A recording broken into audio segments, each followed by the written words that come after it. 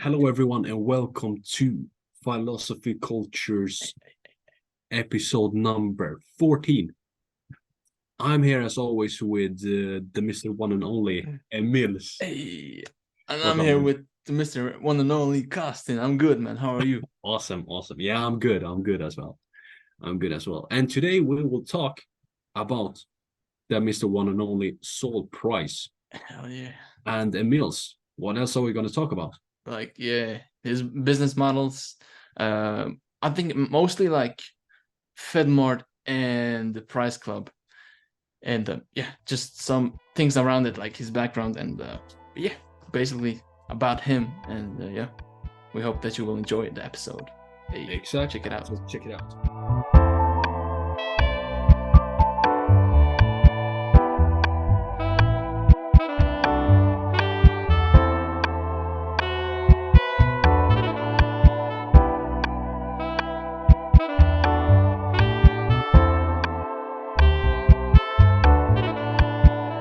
Saul Price, FedMart, Price Club.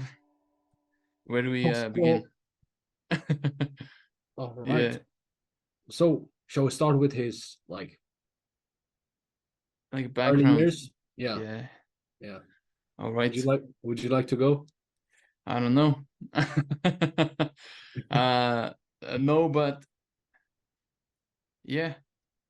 So I think we can just start off by saying that a lot of his drive to work hard and to achieve big things came from his early years, right?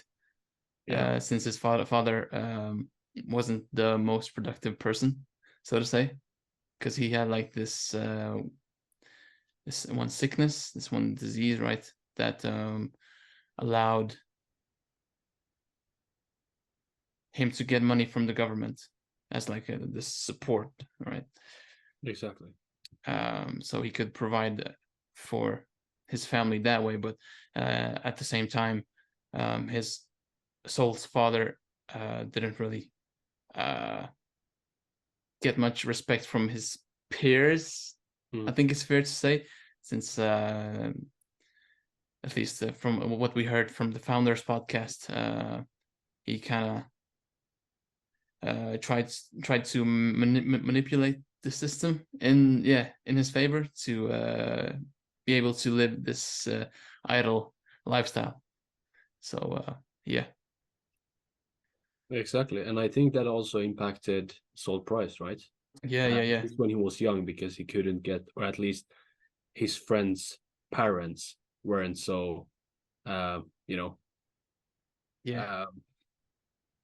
glad about Enthusiastic. his father. Yeah, glad about his father situation, because yeah, he tried to take advantage of the system. Yeah. And yeah, Which also led Saul having problem with his what you call parents-in-law, right? yeah, that too. Yeah. Because his girlfriend's parents didn't think that Saul was good enough for their daughter, since her parents thought that Saul would maybe turn out as his father, right? And it wouldn't be such good provider for their daughter, which turned out to be very wrong. But yeah. Yeah, But yeah. yeah, it gave a lot of fuel to Saul Price to prove everybody wrong. Exactly. So yeah. Exactly. And yeah, I read an article which said that, his motivation and his drive could be seen even from a young age. Now, they didn't specify exactly what he did in his younger years. Yeah, go ahead. I think the reason might be his eye. Well, at least in school, right? Yeah. Because yeah, he yeah, had yeah. like this drooping eyelid, which made other kids, which led to other kids like making fun of him, which kind of fueled him to excel in school. Yeah, yeah, true. Yeah. Now that you're mentioning it, I remember. Yeah. Exactly. Yeah, you Yeah. can continue. Yeah, no, that was where was I? Yeah, I was talking about that sort of report, or that article. Yeah. Anyway, I mean that was it for his like very briefly about his sort of upbringing, right? Yeah, yeah, yeah. Um, and then I guess he, shortly said it could also be said that he was in the army and eventually turned out to be an attorney. Was he in the army? Yeah, I think he made some years in the army. All right. Okay. Okay. At least from another article I read. Okay. All Yeah, right. I All right. mean, for everyone's information, it was really hard to get a lot of information at once about salt price. So we had to sort of do our research from multiple sources. Yeah. Yeah. Uh, Yeah. but anyway, yeah. So yeah, I don't know. After a few years as an attorney, and he succeeded in that role as well. Yeah. Yeah. Yeah. Um, so a few years after being an attorney, I think he what do you call it? He inherited uh an old airplane hang Warehouse, right? or warehouse, yeah, exactly, or a warehouse, yeah, something like that, Right. from his from his wife's parents, Right. which allowed him to basically start his first FedMart. FedMart. Yeah. Yeah. Yeah. Yeah. Yeah. uh, and yeah, so he started his first FedMart. Do you have the year specifically? I actually have the exact year, so it's 1954. Nice. In 1954 with $50,000, Yeah, which according to an article would be $550,000 in today's money. that's what's up. Yeah. Would you like to continue from there? Well, yeah. So FedMart was like a groundbreaking in the sense that there weren't any other stores that would have like this huge array of products right in one place, like in the warehouse. So that was like also a new thing. And then I think the more groundbreaking thing is that they had like these fair trade prices. Is that the right word for it? Yeah. I think it is.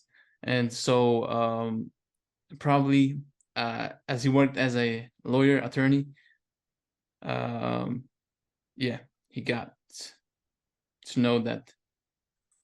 No, no, I don't think I'm saying it right, but yeah, I think at least him being a attorney helped him out in like at least knowing ways how to kind of what you call it,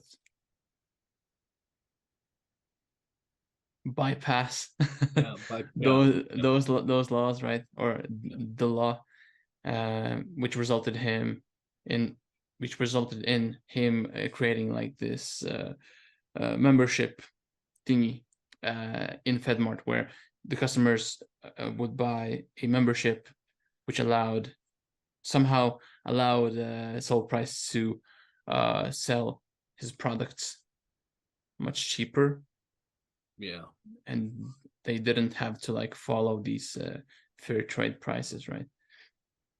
exactly. Yeah. I think Uh, that was the thing, as you said. I think that membership, I think it was $2 in the beginning. Um, right? The membership cost $2 and you had it for a lifetime. yeah, yeah, yeah. It's I'm still a bit confused if it was for like per person or if it was per family, because Yeah. I've like read both, but yeah, But I think that was a smart move just to, bypass that or like go behind, um, or try to make the law to your advantage, sort of. yeah, yeah, yeah, Um, and also to the customer's advantage, right? oh Because yeah, true. that was also one of his main uh what you call it, like almost values, I would say, like Mm, business values. He wanted to really make sure that the customer. would benefit as much as they could, right? Yeah. So yeah, it took off. The business took off. Yeah, he had a high integrity, if you can say it that way. Yeah, Um, yeah. and that's interesting, yeah. Because if I remember correctly, the like FedMart and Price Club, they don't have a huge um I mean they don't operate on like huge profits. So they are still, I mean they are doing everything just for the customer. Um I don't know how it looks nowadays, to be honest. But at least that's what I Well, could get from the articles that I read. Yeah. well, FedMart doesn't exist anymore. Oh yeah. Well, yeah. So, but maybe you mean Price Club, right? Price Or Club, yeah. which what you call it? Um, Merged. merge. Thank you. With Costco. Exactly. But yeah, I think we can still keep Mhm. talking about FedMart, right? And then we will talk about Price Club a bit later on. But yeah, so the fair trade laws, he like, how would you say? Maybe not bypass, but figured out how to uh, Yeah, how to, yeah, just how to make sure that the prices are actually uh to the customer's advantage. yeah, as low as And I think, possible. yeah, I think fair trade is like the correct word for it. Yeah, Yeah. I think so too. And Uh, yeah, I feel, in the founders podcast, I think they mentioned that he took the whole membership strategy or concept from someone, some rich guy in France, right? I'm still unsure about that because he maybe Oh, I think we can maybe bring it up when we talk about Price Club, okay, yeah, sure, yeah, because to okay. my knowledge he did the trip to Europe After FedMart, after FedMart, FedMart, yeah. FedMart. But yeah, Yeah. but yeah, I'm not sure, but it's yeah, I think actually we can jump right into it, to Price Club, right? So the whole FedMart venture ended in a way that what was his name? Like it was like this German guy, which Sol Price met. His name was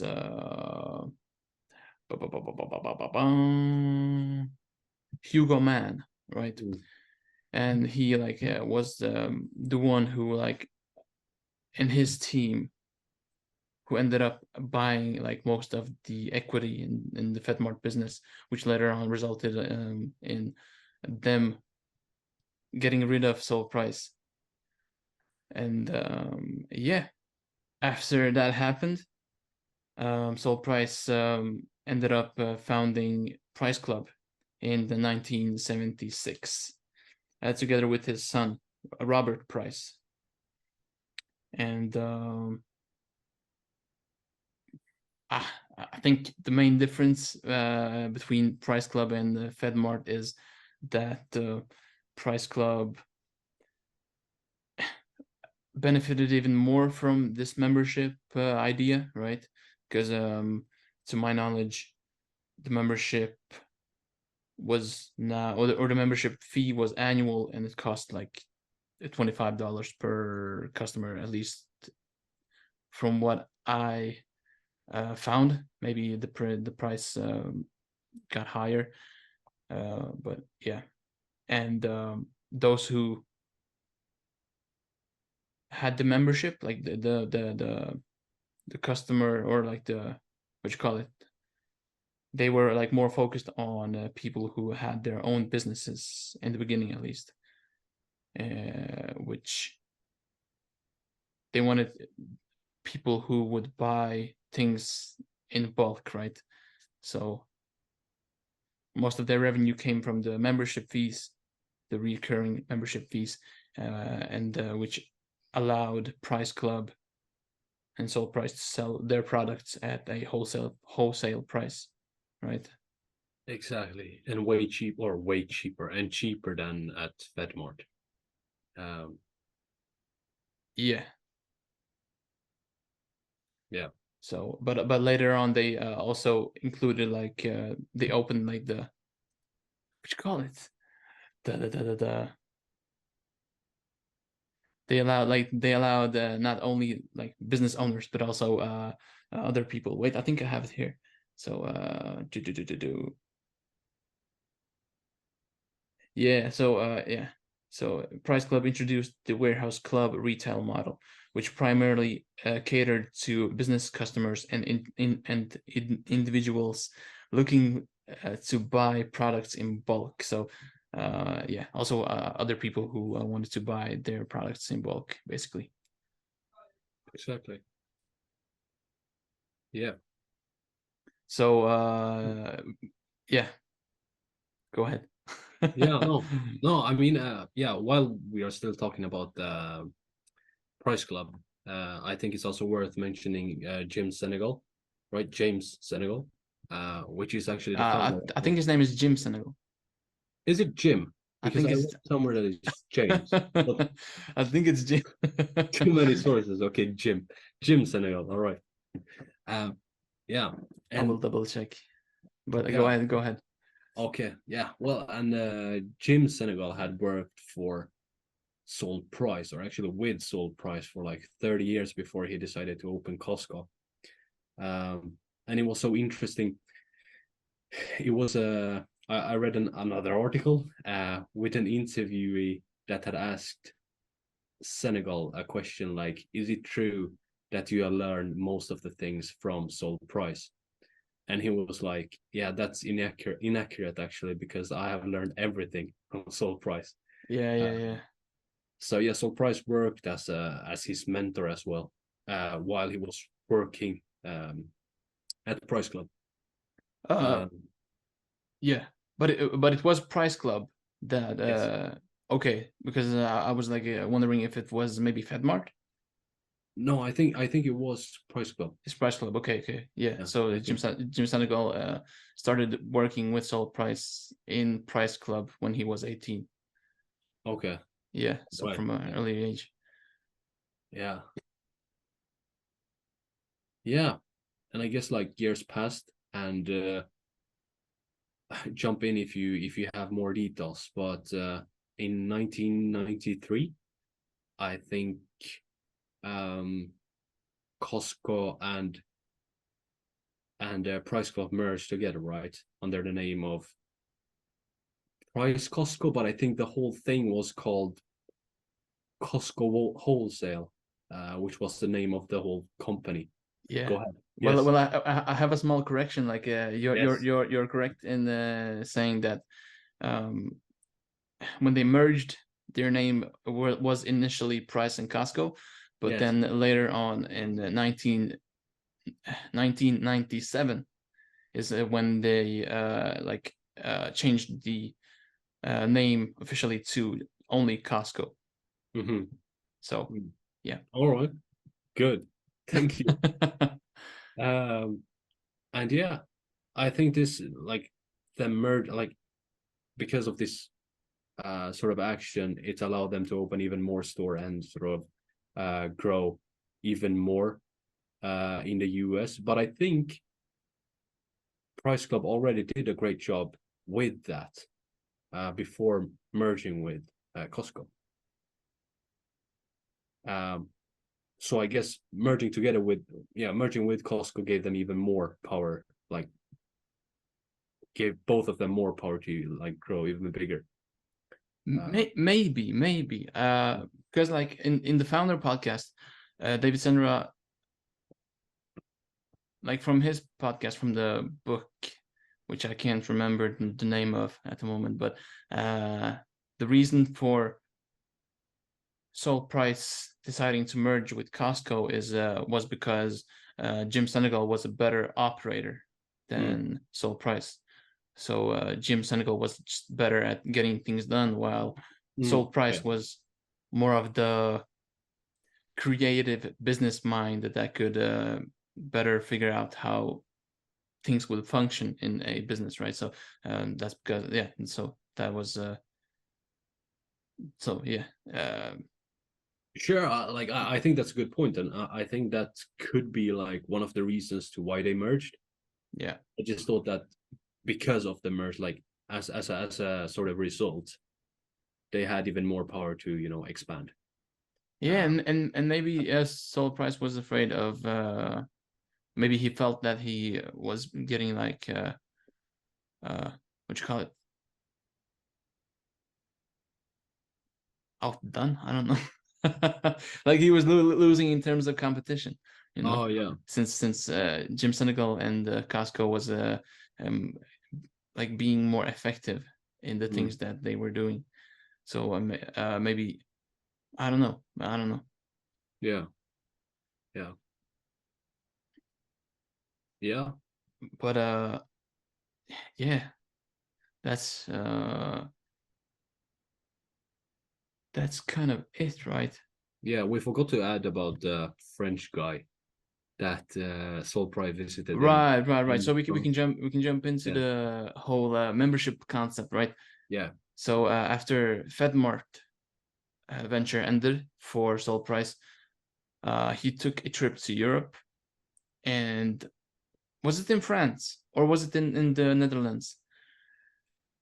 I'm not sure. Wait, I think I actually have it yeah, here. I think I actually have it here. From the because there was this store. Let's see. Intelligent loss of sales, which we have to get into as well. It's fired. Right. So, uh, it's so, to my knowledge, again, it was in Amsterdam. Hmm. So I'm not sure if it is France. Maybe I think yeah, I don't know. I'm not sure. But I have written down Amsterdam, Yep, and he copied the kind of the business model from this also like chain of stores, which were called Macro in Amsterdam. And so Sol Price used its principles to create Price Club. yeah, yeah, exactly. So he wasn't basically, yeah. I mean, he was a revolutionizer. Revolutionizer. It sounds so weird, but he revolutionized the whole thing in the US. One could say, right? Yeah. Because apparently it had been a while in Europe. So I guess he like brought it to US and had a huge success with it. Yeah, Um, and yeah, exactly. and not only with the membership, like with his whole concept, right? With his whole sort of bulk uh, sell. Yeah, you're about to say something. No, I was gonna wait for you to end your sentence. Yeah, no, like yeah, as I said, as I said, like yeah, Like okay. like yeah, No, but I was gonna add that I think he was this powerful businessman also because of his values, right? Because he did like he stood for honest business, right? For paying a good wage for his workers, and also um, he also advocated for them having like good benefits, like health insurance and stuff. And yeah, also he just stood for the right thing. So he was mm, against segregation. I think it was like maybe I'm wrong, but I think it was during the time when he was building up Price Club. He was gonna like rent out this one place, right? And yeah. the It had owner, of that Yeah. place wanted him to like sign this uh, Contract. clause. I think Oh, yeah, yeah. a contract that had a clause like for segregation, to have like separate bathrooms for blacks and whites. And so yeah, it was just a good, honest person. And but yeah, what I have read at least. Yeah, and I think basically, like, you had that point regarding segregation, and I think there is another one related to the salaries, right? Because I think he was supposed to open another, or he actually opened another store, if it was Price Club, I think, um, in another sort of state where the salaries, or in another location where the salaries would actually be lower, to sort of adapt to that state's laws, regulations, Standards, yeah. standards, sort Hmm. of, yeah. But he insisted that the salaries should be the same as they are, doing the exact same work, Yeah, which sounds fair to me, yeah, right? So for sure. Yeah, which also gained a lot of popularity amongst just people who was looking for work, right? Because yeah, I think, there was this yeah. one instance where there for uh, I think it was actually FedMart. It wasn't Mm, Price Club, but they had like 200 vacant like what you call it, positions positions, yeah. for which people could apply for. And it was like 20,000 people who that applied for those positions. So yeah, I Yeah, like that. I like that. yeah, Because also, like, if you pay your workers well, that means that they will do a better job. They will like have more pride in their work that they are doing, which will just result in better results for your business. So yeah, uh, yeah, probably, I yeah. like that. Yeah, Most likely. yeah, most likely, yeah, So yeah. yeah. And then we had the intelligent loss of sales. Oh, oh, nice, nice, nice. I almost forgot about it. Yeah, yeah. So yeah, the theory is basically it that the customer. Yeah, no, I'm still trying to wrap my head around it, actually. Okay. It's like that the customer demand is most sensitive to the price, Yeah. and not the selection. Yeah, of the products. That is like his theory. And also, since as a store, Yeah, if you manage a store, it costs a lot less to manage like I don't know, 20,000 products than it would cost to manage, let's say, 10,000 products, since then you can uh like what no, I lost my train of thought again. yeah. uh I mean, I guess it's easier to store them and to manage them overall.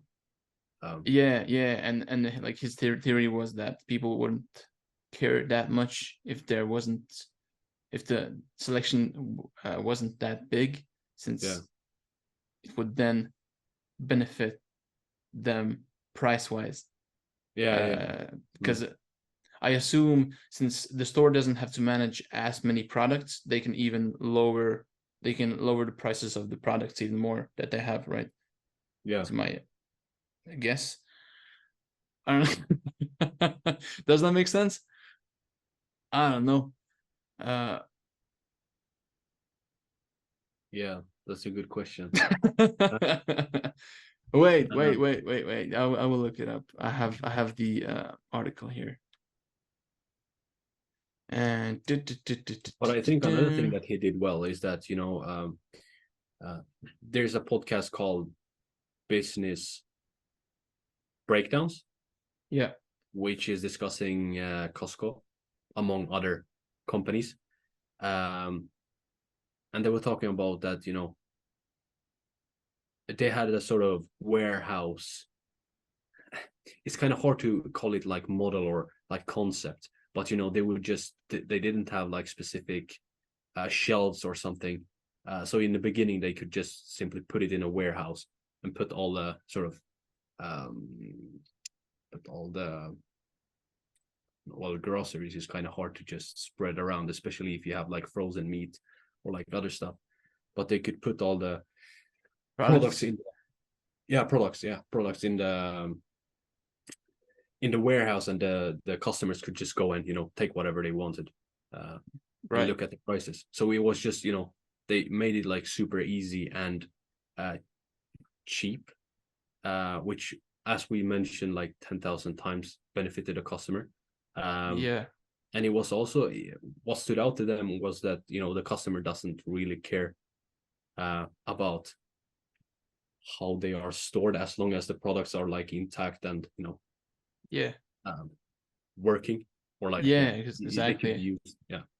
Exactly. And that's also another thing worth mentioning, that um, Price Club stores, at least to I think our knowledge, they didn't have any extras, so to say. It was Mm, just a warehouse with products in the warehouses, right? There wasn't like mm, no extra, I don't know, extra fancy lights or any like yeah, aesthetic stuff that would kind of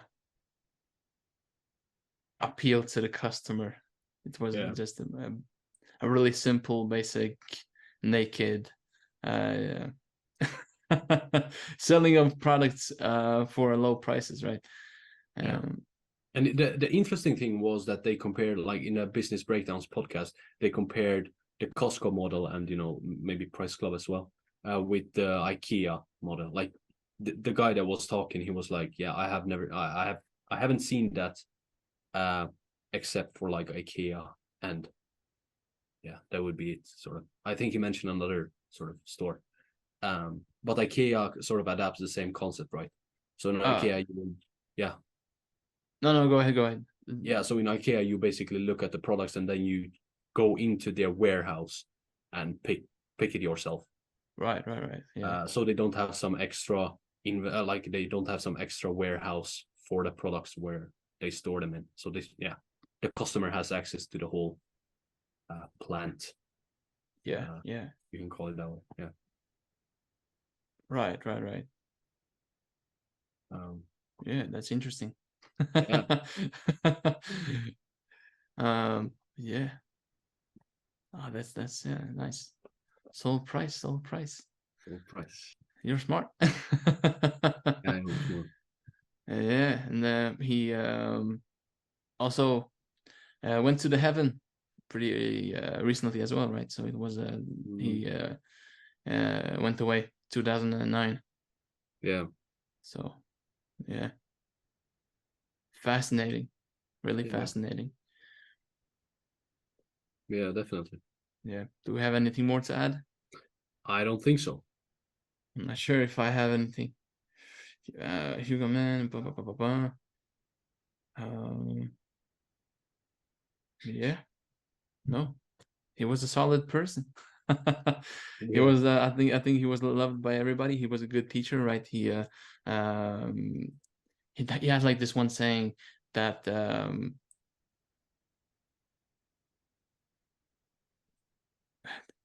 humans are you learn humans and you train animals. It was something like that. It was interesting, but like Mm. he wanted to really when he had like his workers or his what you call it, Employees. employees, yeah, or yeah, or the people he was mentoring, he really wanted to engage them in the process, like in the things that he was learning them or teaching them, so that they Yeah. would really think for themselves. And yeah, solid human solid human being. Yeah. So And I think he has inspired like a lot of other people, like Jeff Bezos, the Walmart, um, what do you call it? The Walmart founder, Sam Walton, right? Sam Walton, yeah. Yeah. Um, and yeah, And like all of them have like copied so many ideas and concepts from Saul Price. So if you didn't know who Saul Price was, Yeah, now you know. And I think he's a really important person, at least in like American business history. Yeah. So yeah. Hey. All right, guys. Thank you so much for listening to another episode of Philosophy Culture. We hope that you enjoyed this episode and that you learned some nice things about Soul Price that will help you navigate life's spin. Exactly. And please comment down below what you think about Sold Price and if you have ever bought anything from Costco or Price Club. Yeah. And Because also, yeah, because we haven't. no. Uh, and yeah, subscribe to our channel to get more updates on founders and other businesses. Yeah, and So, other ideas. So yeah. exactly. So, Until next time. adios.